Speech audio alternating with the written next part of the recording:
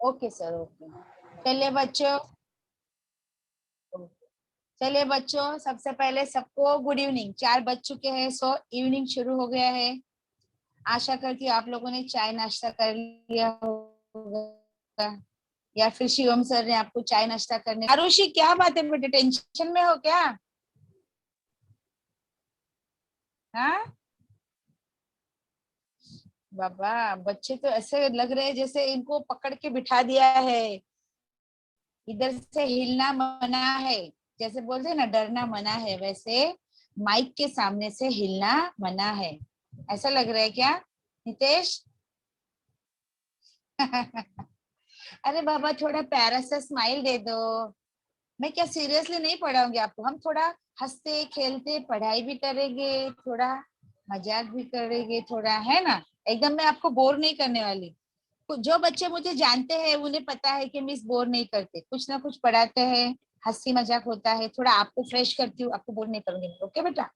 तो चलिए, सबसे पहले तो आप लोगों का अभिवादन, कि बिना कुछ मेहनत किए छलांग लगाए आप लोग 10th में आ गए। साल भर मस्त खाया पिया, आराम किया, और अगले साल आ गए, है ना? होना चाहिए, है ना? पूरे साल भर मेहनत करो, साल खत्म हो गया। जैसे आप अभी 9th में थे, पूरे साल भर घर में बैठ के मस्त पढ़ाई किया, खाया पिया, मौज मजा किया, साल बीत गया, हम 10th में आ गए, है ना? ऐसे हर साल बीतता जाए, कोरोना माता की जय हो। चलिए आगे बढ़ते हैं। तो बच्चों देखिए, अभी इस साल जो बच्चे 10th में थे, उनका दुर्भाग्य बोले या सौभाग्य बोले मालूम नहीं, वो एग्जाम नहीं दे पाए। पर आप ये आशा मत लगाकर बैठना कि आपके 10th की एग्जाम भी नहीं होगी। ऐसा सोचना भी गलत है, क्योंकि आप अगर न्यूज देखते होगे तो आज भी 10th पर एक क्वेश्चन मार्क है, एग्जाम होगी कि नहीं होगी। आज भी उसके बारे में डिस्कशन होने वाला है, क्या रिजल्ट निकलता है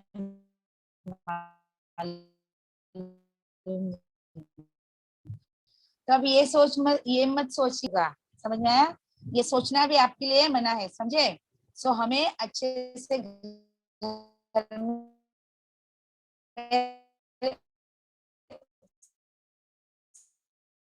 सिर्फ आपको देखो, स्कूल तो है नहीं, कुछ नहीं, तो अच्छे से घर में रहे, घर के बाहर।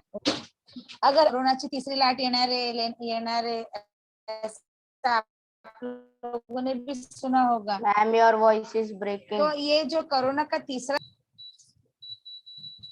हाँ, अभी आ रहा है? यस। अभी आवाज आ रहा है बेटा? हाँ अच्छा मैम। अच्छा। वो बेटे थोड़ा, हाँ हाँ हाँ। तो कहते हैं ना कि अगर आपको ये कोरोना का जो तीसरा चरण आने वाला है, उससे अगर आपको बचना है, तो आपके जो 2 चरण है ना, पाँव, लेग्स, उन चरणों को आप घर में ही रखिए, बाहर निकालने की कोशिश मत करना। ओके बच्चों? अगर आपको तीसरे चरण से बचना है तो आपको अपने चरणों को घर में ही रखना है। ओके? केवल चरणों को नहीं, अपना ध्यान भी पढ़ाई में लगाना है। बस अच्छे से खाना है, पीना है, एक टाइम टेबल बना दो। इतने टाइम पे हमें राइटिंग करना है, इस टाइम पे हमें लेसन रीड करना है, इस टाइम। मैम आप मैम म्यूट हो आप गए। म्यूट हो। मैम आप म्यूट हो। हाँ,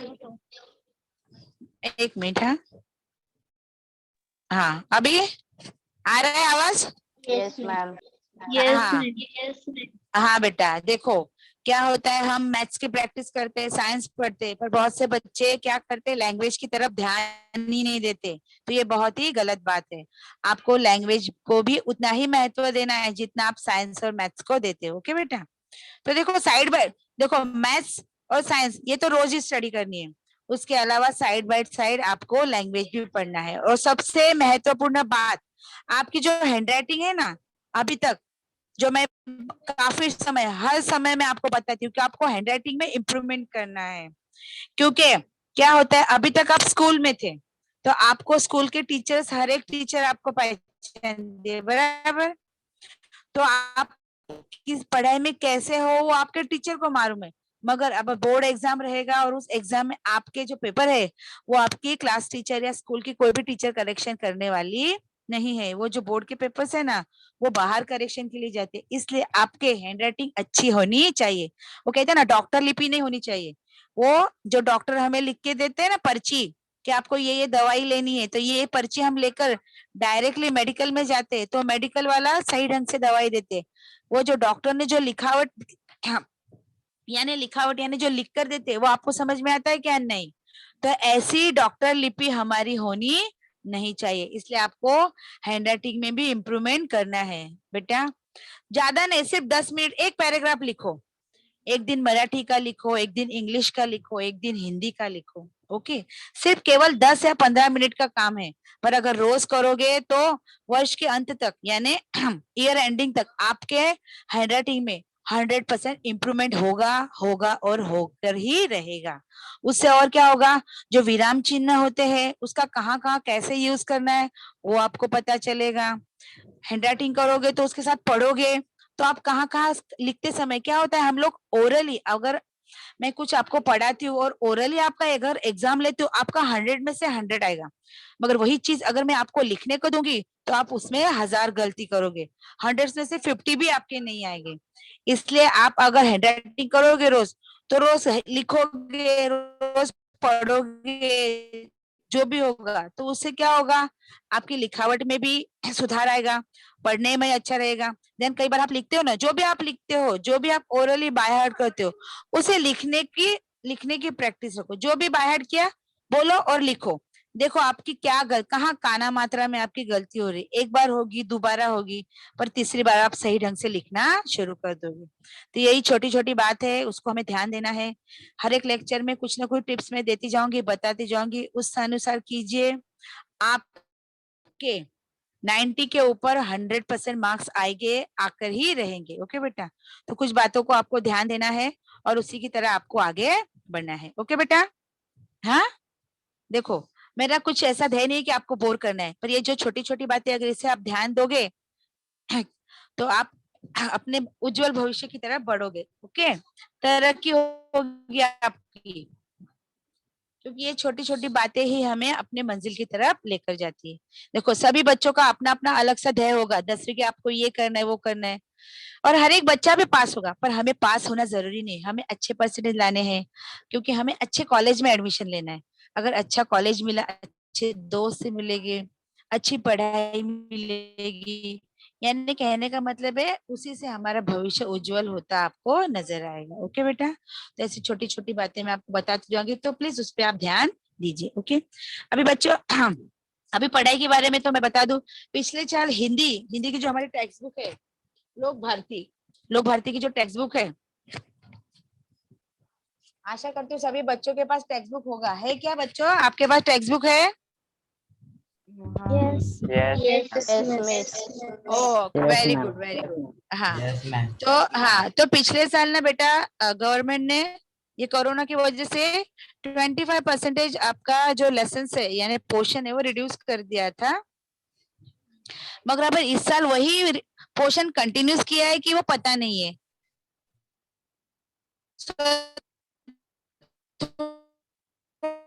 थोड़ा जानकारी मिलने तक मैं आपको अभी सेक्शन से शुरुआत करती हूँ। और बेटा देखिए, बिना मेहनत किए आप 9वीं से 10वीं में आए, क्योंकि मैंने पहले भी बताया था कि जितना 10वीं इजी है उतना ही 9th यानी 9th स्टैंडर्ड इतना हार्ड है।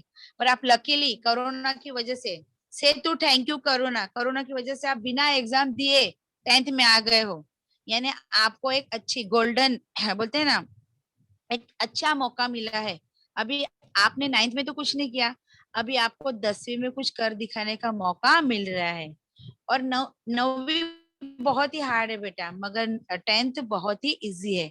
तो आप अगर ध्यान दोगे तो आराम से 90 के ऊपर जा सकते हो। सिर्फ जितना टीचर्स लोग पढ़ा रहे उतना पढ़ो, रिवीजन करो, और कुछ करने की जरूरत नहीं। आप अच्छे से अंक प्राप्त कर सकते हो, बहुत से बच्चे 90 के ऊपर जाते हैं। ओके बेटा, तो चलिए ध्यान दीजिए। तो आज बेटा मैं सबसे पहले ग्रामर का सेक्शन शुरू करती हूँ, और उसमें हमारा जो पहला टॉपिक है आज वो है काल। आप 9th में भी पढ़ चुके हो, क्योंकि देखो 8 स्टैंडर्ड या 7 स्टैंडर्ड से ये काल जो है काल मीन्स टेंस, ओके। तभी यहाँ 10वीं में और भी थोड़ा विस्तार से पढ़ने, क्योंकि ये काल, ये टेंस, ये हमें एग्जाम में 2 अंकों के लिए आता है। ओके बेटा, चलिए तो मैं हाँ, काल शेयर करती हूँ स्क्रीन पर, हम देखते जाते हैं और पढ़ते जाते हैं और समझने का प्रयास करते हैं। ओके बेटा, चलिए आगे बढ़ते हैं।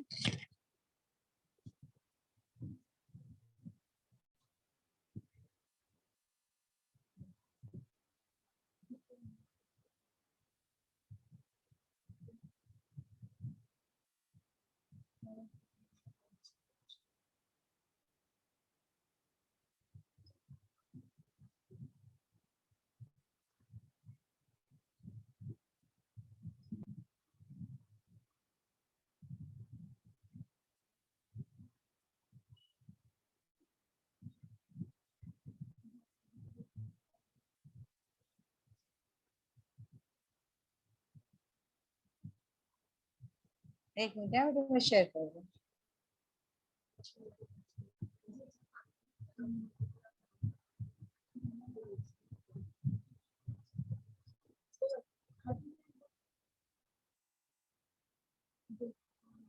स्क्रीन पे दिख रहा है बेटा Hindi grammar? No miss. No नहीं दिख रहा है? अच्छा 1 मिनट नो मैं ओके ओके मैं ट्राई, किसी को नहीं दिख रहा है? No no miss. No miss. Okay okay okay okay मैं वापस ट्राई करती हूँ। ओके बच्चे, हाँ 1 मिनट।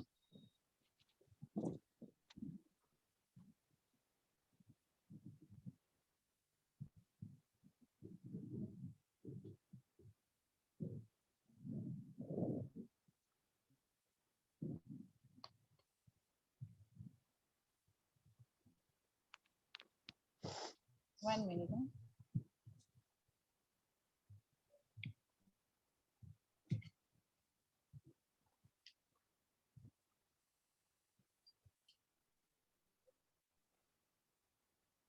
मैं दिख रही हूँ अभी? Yes yes miss. Yes, okay 1 minute.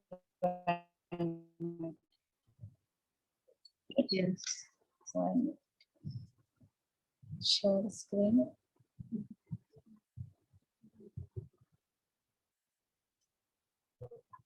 एक मिनट है बच्चे।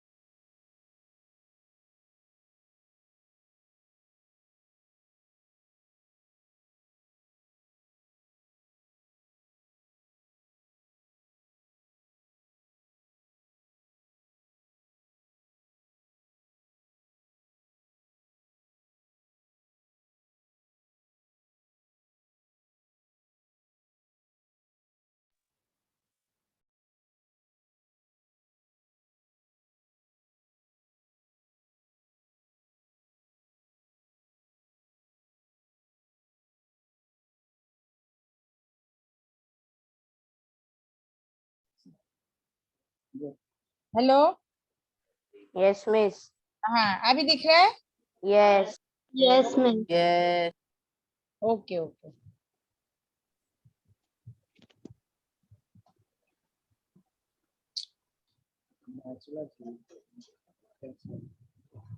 दिख रहा है ना बच्चों अभी?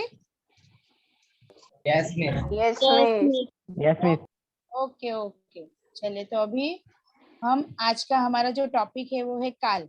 ओके, अभी यहाँ देखिए, मैं पहले भी आपको बता चुकी हूँ, वापस बताती हूँ। यहाँ काल यानी टेंस, टेंस पे 2 अंकों के लिए प्रश्न आता है। एक आता है काल पहचानिए और दूसरा आता है काल परिवर्तन कीजिए। ओके बेटा, समझ रहे हो ना? Okay okay, Yes.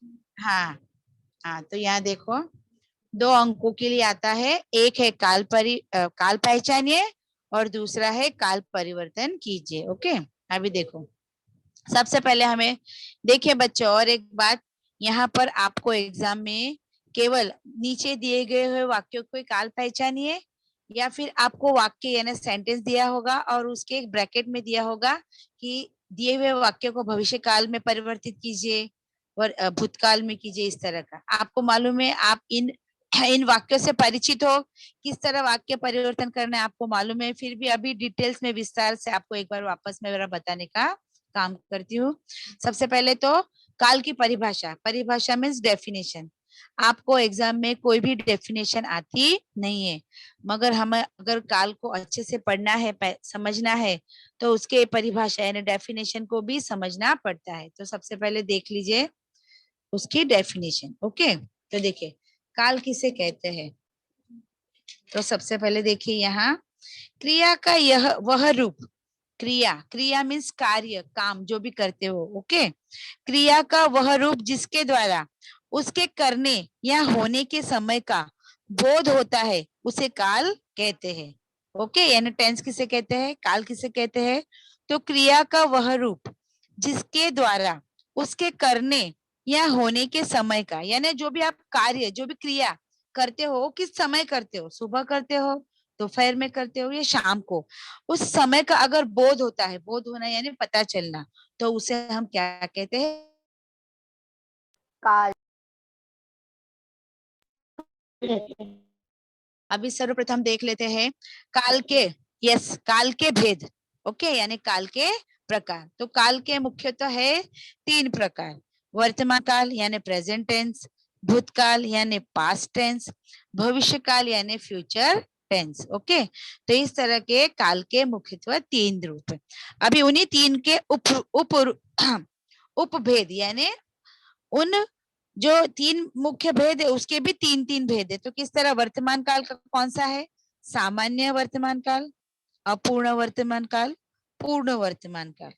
वैसे भूतकाल के भी है, सामान्य भूतकाल, अपूर्ण भूतकाल, पूर्ण भूतकाल, और फिर तीसरा है हमारा फ्यूचर काल। ओके, यानी फ्यूचर टेंस यानी भविष्य काल। तो भविष्य काल के भी 3 रूप है, सामान्य भविष्य काल, अपूर्ण भविष्य काल और पूर्ण भविष्य काल।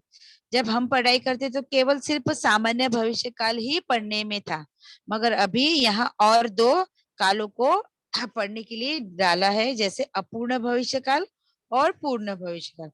तो इस तरह हमारे मुख्य 3 काल के भी 3 भेद यहाँ पाए गए हैं। तो अभी सबसे पहले हमें देखना है,